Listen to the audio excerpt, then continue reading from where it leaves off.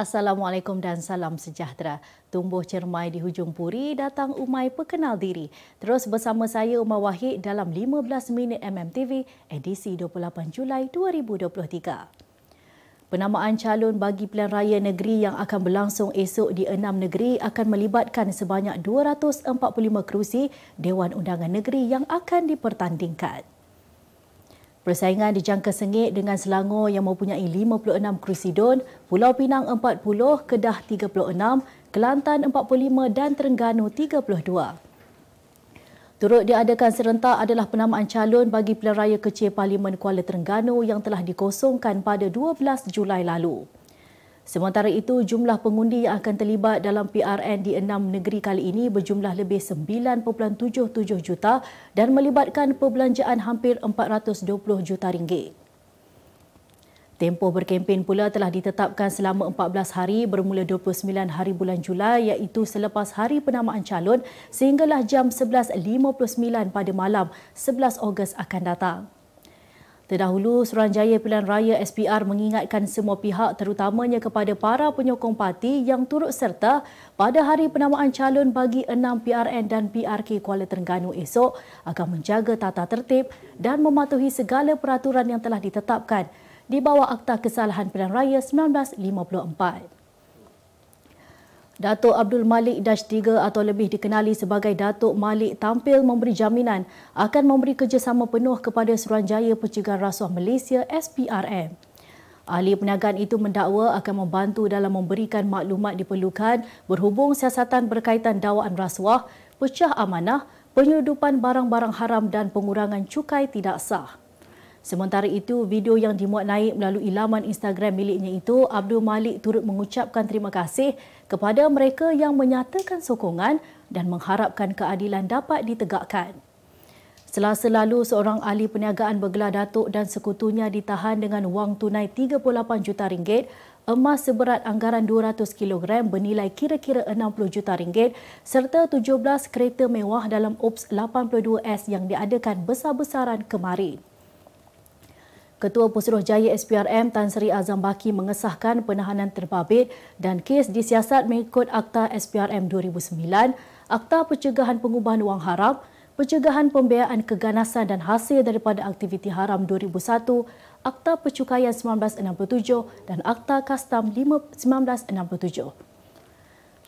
Kesemua calon Barisan Nasional yang akan bertanding di 108 buah kerusi Dewan Undangan Negeri di 6 buah negeri diingatkan untuk menghentikan sementara amal jariah mereka sepanjang tempoh kempen pilihan raya negeri nanti.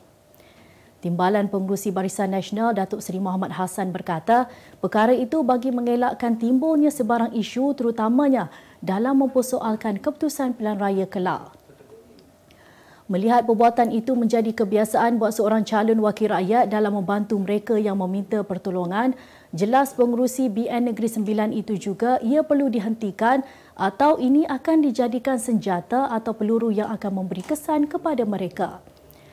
BN akan bertanding di 17 buah kerusi DUN di Negeri Sembilan daripada keseluruhan 36 buah kerusi di negeri.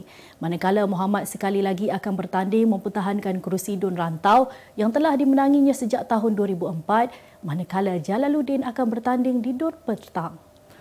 Muhammad yang juga timbalan Presiden UMNO menambah, kesemua calon juga diingatkan untuk tidak membuat sebarang kenyataan termasuk kepada media berhubung isu-isu yang berlaku khususnya melibatkan parti. Jelas beliau, sebarang isu atau kenyataan mengenai parti biarlah dikeluarkan oleh pihak kepimpinan tertinggi. Segala tawaran Perikatan Nasional Kedah termasuk melaksanakan projek mega sekiranya menang pilihan raya negeri ini tidak dapat direalisasikan tanpa sokongan Kerajaan Persekutuan. Pengerusi Majlis Tindakan Pembangunan Negeri Datuk Seri Saifuddin Nasution Ismail berkata, projek yang dirancang sukar dilaksanakan sekiranya kerajaan pusat tidak memberikan kelulusan dan peruntukan. Kata beliau yang juga Menteri Dalam Negeri Muhammad Sanusi juga ada menyebut tentang projek pembangunan zon ekonomi sempadan. Bagi projek loji rawatan air LRA pula, katanya, beliau selaku pengerusi Majlis Tindakan Pembangunan Negeri memantau semua projek Kerajaan Persekutuan di Kedah. Tambahnya, pihak kerajaan akan membantu memantau kelima projek LRA yang bernilai 1.6 bilion ringgit agar bekalan air bersih buat penduduk Kedah siap dalam jangka waktu yang ditetapkan. Dua lelaki ditahan Suruhanjaya Pencegahan Rasuah Malaysia SPRM semalam kerana disyaki menerima wang rasuah bagi meluluskan permohonan visa oleh warga Bangladesh yang memasuki negara ini sebagai pelancong. Menurut sumber, siasatan mendapati pegawai penguatkuasa yang bertugas di Suruhanjaya Tinggi tersebut dipercayai bersubahat dengan agensi pekerjaan di Bangladesh dan Malaysia dengan sengaja menyalahgunakan visa luar negara VLN membawa masuk rakyat Bangladesh untuk bekerja di Malaysia sejak 2021. Katanya hasil siasatan mendapati pegawai tersebut yang melakukan perbuatan itu sejak 2021 dipercayai menerima bayaran sekitar $300 Amerika ke $500 Amerika bagi setiap kelulusan permohonan VLN membabitkan jumlah rasuah dianggarkan lebih 100 juta ringgit. Meskipun pembayaran visa yang ditetapkan oleh kerajaan hanya 105 juta ringgit sahaja. Jelasnya, pegawai tersebut adalah pegawai agensi penguatkuasa ketiga yang telah ditahan untuk membantu siasatan Optaka yang dilancarkan pada April lalu oleh Bahagian Pencegahan Pengubahan Wang Haram SPRM dengan kerjasama Jabatan Immigration Malaysia. Susulan penahanan tersebut, Magistrate M. Mageshwari telah membenarkan kedua-dua suspek direman selama 4 hari bermula hari ini sehingga 31 Julai setelah pihak SPRM mengemukakan permohonan reman di Mahkamah Shah Alam hari ini. Sementara itu, Ketua Pesuruhjaya SPRM Tan Sri Azam Baki ketika dihubungi mengesahkan penahanan tersebut dan berkata kes disiasat di bawah Seksyen 17A Akta SPRM 2009. Utusan Malaysia dan Cosmo melancarkan satu lagi produk terbaru. Apa yang ada dalam Iklanega? Ia adalah platform yang tepat dan efektif untuk mengiklan antaranya pelbagai jenis notis, cartan kosong, hartanah, tender, kenderaan, mencari wali atau waris dan pelbagai lagi. Apa yang anda cari? Semuanya ada di sini. 2 dalam 1. Layari iklaneka.utusan.com.my. Kita kembali lagi.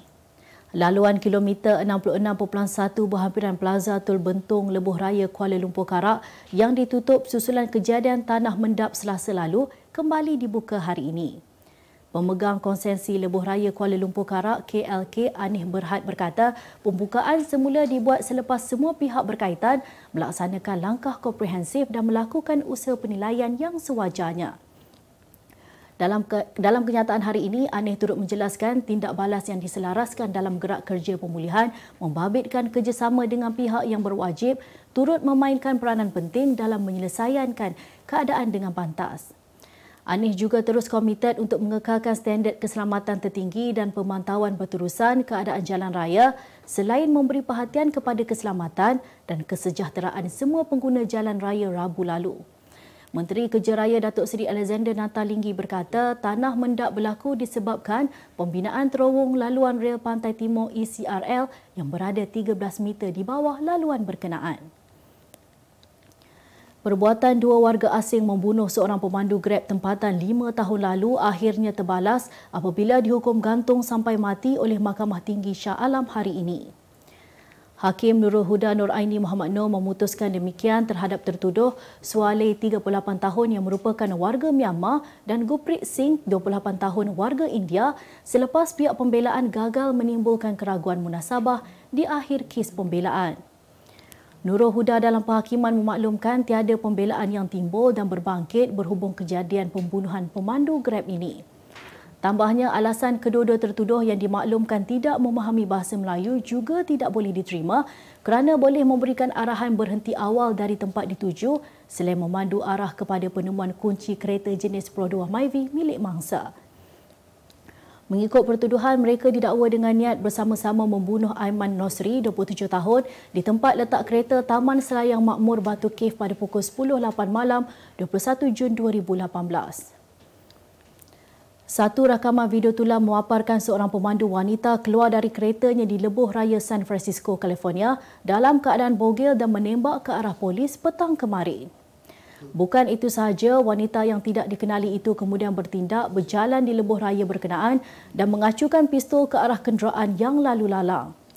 Seorang saksi memberitahu wanita itu pada awalnya keluar dari keretanya di tengah lebuh raya dengan membawa pisau dan mula menjerit ke arah pemandu lain.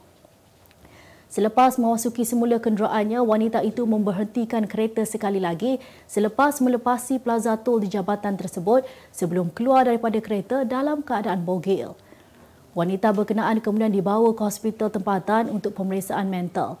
Pihak polis masih menyiasat kejadian itu dan cuba mengenal pasti motif suspek bertindak demikian. Seorang lelaki di Brazil membatalkan niatnya untuk merompak seorang wanita selepas jatuh cinta pandang pertama kepada gadis tersebut ketika melihat gambarnya dalam telefon bimbit yang dicuri. Berdasarkan video yang tular di laman Twitter, lelaki tersebut dan wanita yang kini menjadi kekasihnya, Emanuela, berkongsikan kisah cinta mereka yang bermula daripada kejadian rompakan. Teman lelaki Emanuela berkata hatinya berubah secara tiba-tiba ketika mencuri telefon bimbit wanita tersebut selepas melihat gambarnya. Kedua-dua mereka kemudian berkenalan dan menjalinkan hubungan cinta sehingga kini iaitu selama 2 tahun. Video tersebut tular dan menerima pelbagai komen daripada netizen. Kemas kini pengetahuan anda tentang isu ekonomi dan pasaran. Merangkumi sektor hartanah, perniagaan, keuangan, komoditi, IKS, halal niaga dan dunia korporat. Sentiasa ikuti perkembangan ekonomi semasa di dalam dan luar negara. Semua informasi terkini hanya di hujung jari. Dapatkan edisi ringgit setiap Isnin hanya di Akhbar Utusan Malaysia.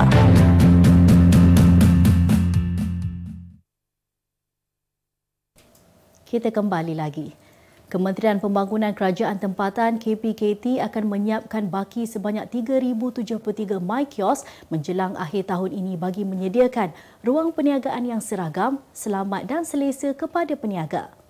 Menterinya Ngah Koming berkata setakat bulan ini, kementerian meluluskan sebanyak 3,173 unit kios kepada 113 pihak berkuasa tempatan PBT yang berjumlah 49.14 juta ringgit. Ujarnya, buat masa ini sejumlah 100 unit kios disiapkan di 5 lokasi melibatkan Majlis Pembandaran Sepang, MP Sepang, Majlis Pembandaran Kuala Langat, Majlis Daerah Kuala Pilah, Majlis Bandaraya Seremban dan Majlis Bandaran Port Dickson. Mengulas lanjut, Koming berkata MyKios merupakan inisiatif yang didorong oleh Kerangka Ekonomi Madani di mana ia memberi peluang kepada golongan B40 memulakan perniagaan sekaligus memperbaiki kehidupan mereka. Tambahnya lagi, selain menggunakan imej, reka bentuk dan warna baharu, MyKios juga merupakan inisiatif Green Kios pertama di negara ini yang menggunakan tenaga solar. Kita ke berita sukan. Jurulatih Perseorangan Lelaki Negara Datuk Misbun Siddiq sekali lagi berpisah dengan Persatuan Badminton Malaysia BAM berkuat kuasa hari ini. Perkara itu diumumkan oleh Timbalan Presiden BAM Datuk V Subramaniam menerusi satu sidang media khas yang berlangsung di Akademi Badminton Malaysia ABM Bukit Kiara hari ini. Keputusan ini dibuat selepas BAM menerusi jawatan kuasa khas yang dipromosikan Subra mengadakan mesyuarat khas pada Rabu lalu bersama kesemua jurulatih dan pemain skuad remaja negara. Misbun, 63 tahun, telah mencapai persetujuan dengan BAM untuk menamatkan kontraknya yang sepatutnya berakhir pada Disember sebagai mengambil tanggungjawab kegagalan skuad badminton negara di Kejohanan Badminton Remaja Asia yang berlangsung di Yogyakarta, Indonesia awal bulan ini. Ia merupakan kegagalan kedua skuad remaja negara di bawah kendalian Misbun selepas prestasi kurang memberangsangkan ditampilkan ketika menyertai Kejohanan Badminton Remaja Dunia yang berlangsung di Santander, Sepanyol tahun lalu. Terengganu FC, TFC mahu mengelak daripada dimalukan Negeri Sembilan FC, NSFC apabila menerima kunjungan pasukan itu pada aksi Liga Super di Stadium Sultan Mizan Zainal Abidin malam ini. Pengendali skuad Sang Penyu, Tomislav Steinbruckner berkata skuad kendaliannya perlu menebus kekalahan 1-2 dalam pusingan pertama di Stadium Paroi pada Mac lalu. Jurulatih kelahiran Croatia itu turut mengakui prestasi tidak konsisten TFC yang sekadar seri dalam 2 perlawanan terakhir agak merisaukannya menjelang aksi berkenaan. Tambahnya, beliau berharap agar anak-anak buahnya dapat kembali ke landasan kemenangan kerana ia penting bagi memperbaiki kedudukan dalam liga selepas hanya mengutip satu mata bertemu KL City dan PDRM sebelum ini. Sebagai penutup 15 minit MMTV hari ini, saksikan laporan cuaca Sabtu 29 Julai 2023. Jangan lupa dapatkan akhbar utusan Malaysia dan Kosmo untuk berita-berita terkini dan menyeluruh. Sekian sahaja daripada saya, Umar Wahid. Assalamualaikum dan selamat bercuti.